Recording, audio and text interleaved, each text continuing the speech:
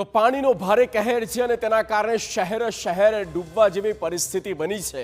આપને એક એક તસવીર આ સમગ્ર બુલેટિન દરમિયાન બતાવીશું કે ક્યાં કેવી હાલાકી સર્જાઈ અને દક્ષિણ ગુજરાતમાં જે ધનાધન જોયું છે અને તેના કારણે શું થાય છે તો આફત જ રીતસર વરસી રહી છે।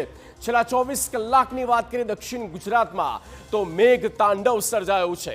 દક્ષિણ ગુજરાતમાં એવી હાલાકી ઊભી થઈ અને જેણે વર્ષો સુધીના વરસાદે ન મચાવી હોય તે આ વરસાદે પરિસ્થિતિનું નિર્માણ કર્યું। સુરત અને નવસારીમાં સૌથી વધુ વરસાદ પડ્યો છે।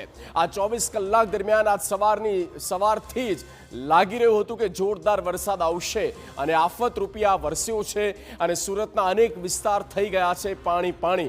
શરૂઆતમાં મેઘ મલ્હાર લાગી અને જેમ જેમ દિવસ ચડતો ગયો તેમ વરસાદનું આક્રમણ રૂપ જોવા મળ્યું અને સુરત જિલ્લાના તમામ તાલુકામાં જોરદાર વરસાદ થયો છે।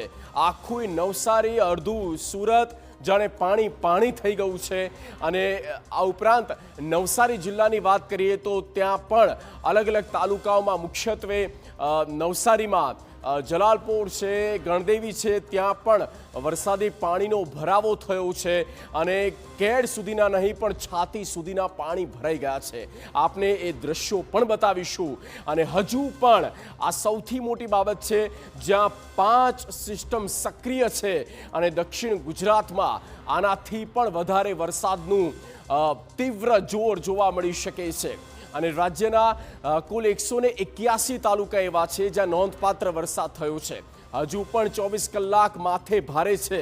કોને તો દક્ષિણ ગુજરાતમાં મેઘ સવારી કંઈક એ રીતે આવશે કે આ મેઘ તાંડવ મચાવશે અને જેની શરૂઆત જોઈ છે।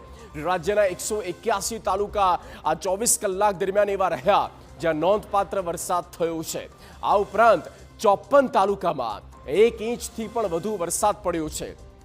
તો દક્ષિણ ગુજરાતની આપણે વાત કરી રહ્યા છે અને દક્ષિણ ગુજરાતમાં આ દમદાર શરૂઆત જોવા મળી છે અને 24 કલાકમાં મેઘ તાંડવ મચી ગયો છે।